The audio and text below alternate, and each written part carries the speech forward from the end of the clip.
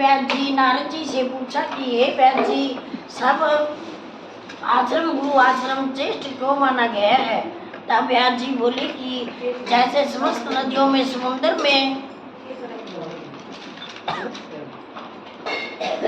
में जाकर आश्रय पाती है, सब जीव माता का आकर पाकर जीवित रहते हैं, इसी प्रकार विश्व ब्रह्मचारी सन्यासी विद्यार्थी गुरु पूजक तथा यात्री थे।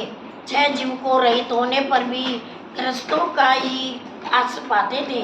हे नारद जी, इस समय मैं तुम्हें एक पुरातन कथा कहता हूँ।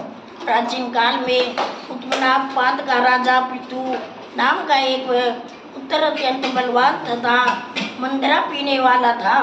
राजा बनने पर उसने बहुबला नाम वाली स्त्री से ब्याह किया। राजा रानी दोनों स्नेह पूर्वक रहने लगे। एक दिन राजा ने वैसा से नृत्य देखते हुए मंदिर पान किया, साथ ही अपनी स्त्री से मिद्रा पान भी आग्रह किया, परंतु रानी ने उसका कहना नहीं माना। तब राजा ने क्रोध होकर अपनी सेवकों को निर्जन वन में रानी को छोड़ आने की आज्ञा दी। अनुसारियों ने राजा की आज्ञा पालन किया। इसी पश्चात राजा ने दूसरा विवाह नहीं किया और रानी का वियोग को सहन करते रहे। प्रजा के पुत्र से समान पालन करने लगा। एक दिन एक ब्राह्मण ने राजा के समीप आकर निवेदन किया कि हे राजन, मेरी स्त्री का किसी ने अपहरण कर लिया है, इसी कारण मैं अत्यंत दुखित हूँ। अतः आप उसे तलाश करके मुझे प्राप्त करने की व्यवस्था करें। राजा ने कहा कि महाराज, मुझे नहीं मालूम कि आपकी स्त्री को कौन किधर और कहाँ ले गया। इस स्थिति में इसे ढूंढ कर कहाँ से ले आ सकता हूँ? यह सुनकर ब्राह्मण बोला, हे राजन, छठा भाग प्राप्त करके आप प्रजा के रक्षक हो। मेरी स्त्री अपने घर से सो रही थी, वहां से उसे कोई चुरा कर ले गया। अतः आपका कर्तव्य है कि आप उसे कहीं से भी ढूंढ कर लाए। राजा ने कहा कि हे प्रिय, अब मैंने अपनी स्त्री को कभी नहीं देखा और न ही वह जानता मैं इसे कैसे ढूंढ के लाऊं। तब राजा ने उसे खोज करने के लिए भेजा। यह सुनकर ब्राह्मण बोला, अथापि यह कलट स्वभाव की कठोर वचन बोलने वाली काले रंग की कुरूपा थी। तब पश्चात उसने निंदा नहीं करता, क्योंकि मेरी पत्नी अर्धगनी है। यह राजा ने कहा कि मैं तुम्हारी स्त्री ऐसे कुरूपा और क्रूर स्वभाव की है, तो तू उसे क्यों प्राप्त करता है? उसके स्थान पर तुम्हें अत्यंत सुंदरशील स्वभाव की अन्य स्त्री ला कर देता हूँ।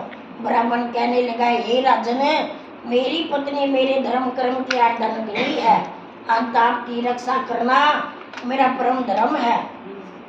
जो पुरुष अपनी स्त्री को सुरक्षा नहीं करता, उसके वर्णन का संतान उत्पन्न नहीं होती और उसके पितर नरक में वास करते हैं। वैसा गमी पुरुष को कल्याण कभी भी नहीं हो सकता। जो मनुष्य ऋतु काल में के पश्चात अपनी स्त्री से सहवास नहीं करता, उसके पितर 1 मास तक रुधिर में तैरते रहते हैं। ब्राह्मण के ऐसे वचन सुनकर राजा अपने शास्त्र के लिए रथ पर सवार होकर उस स्त्री को खोजने चला।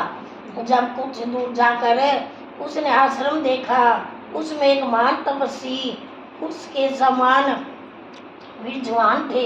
राजा को आश्रम में आया देखकर वह ऋषि ने उसका आदर सत्कार नहीं किया और कहने लगी कि मैं जानता हूँ कि तुम राजा हो, उत्पान पाद के पुत्र हो, मगर यहाँ किस कारण आए हो?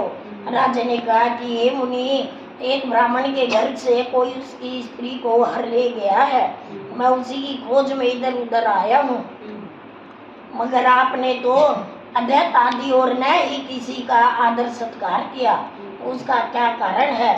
तब ऋषि ने उत्तर दिया कि हे राजन, तुम अर्थ योग होते हुए भी इस समय इसके पात्र नहीं हो, क्योंकि तुमने भी अपनी निपार्थ स्त्री को वन में त्याग दिया था। तब राजा स्त्री को यह धर्म के वचन सुनाने लगा। तन मन से पति की सेवा करे, उसकी आज्ञाकारी रहे। वह पति का भी परम धर्म है, वह कि अपनी पत्नी को अधोचित सम्मान करे। जिस घर में स्त्री का मान नहीं होता है वहाँ देवता का वास नहीं होता। इसके विपरीत जहाँ स्त्रियों का अनादर होता है वहाँ संतान सुख भी नहीं रहता।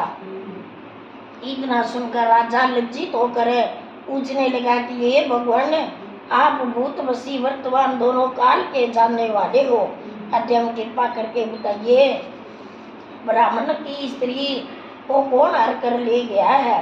तब ऋषि ने ध्यान धर कर कहा, हे राजन, अतिथि पुत्र बालक नाम का राक्षस उस ब्राह्मणी को हर कर ले गया है।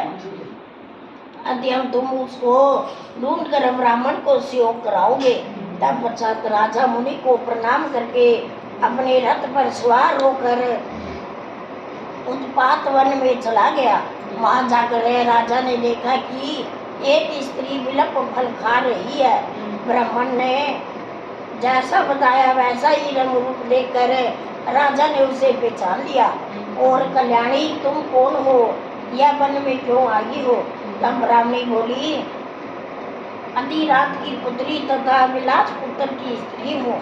मैं अपने घर में सो रही थी, ये बालक नामक राक्षस अपहरण करके मुझे यहाँ से ले गया। यहाँ लाने के बाद उसने तो मुझे किसी प्रकार का कष्ट नहीं दिया और न ही मेरा सब कुछ नष्ट किया। इतना होने पर भी अत्यंत दुखी हुआ। राजा ने पूछा कि ब्राह्मणी, अब वह राक्षस कहाँ है। तब ब्राह्मणी ने बताया कि वह वन में अमुक स्थान पर गया है। जब राजा ब्राह्मणी द्वारा बताए स्थान को पहुंचा तो राक्षस देखते ही राजा के चरणों में गिर पड़ा और बोला, हे राजन, मेरे लिए क्या हुआ है। तब राजा ने नीचे होकर ब्राह्मणी को हर कर क्यों लाए हो। यदि तुम इसके साथ विवाह करना चाहते थे तो अत्यंत कुरूप आदि तथा तेरे खाने की इच्छा है तो वैसे कहो। तब राक्षस कहने लगा, हे राजन, मेरे घर में अनेक रूपवती अप्सराएं हैं, उनके अतिरिक्त मैंने कभी किसी स्त्री से भोग इच्छा नहीं की और न ही मांस भिक्षा करता हूँ। मैं तो पूर्व जन्म में पापों का पश्चात कर रहा हूँ। इस ब्राह्मणी का पति राक्षस को मारने का मंत्र जानता है। अत्यम जब वह यज्ञ कार्य अन्न ग्रहण करने के लिए जाते हैं तो वह हमको वहाँ से भगा देता है, क्योंकि आजकल यज्ञों का आचरण बड़ वही बनता है।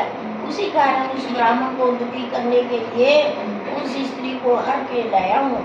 वैसे भी शास्त्र स्त्री अनुसार स्त्री के बिना पुरुष को कर्म नहीं करना चाहिए।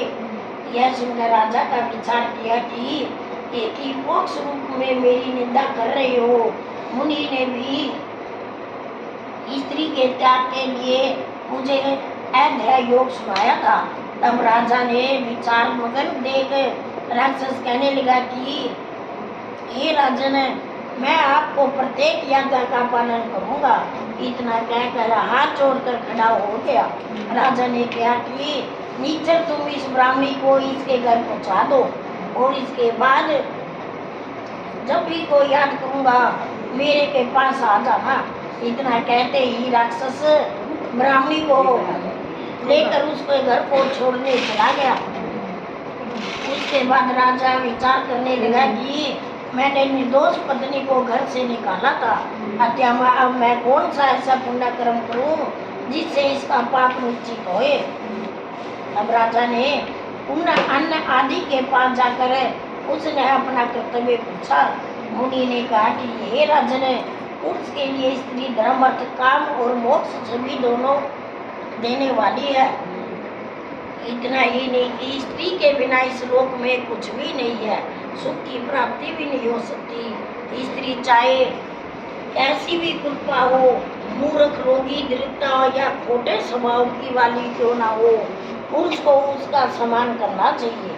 तब राजा ने कहने लगा कि मैंने अपने निर्दोष पतिव्रता स्त्री को त्याग दिया था, अतः अब मैं क्या करूं।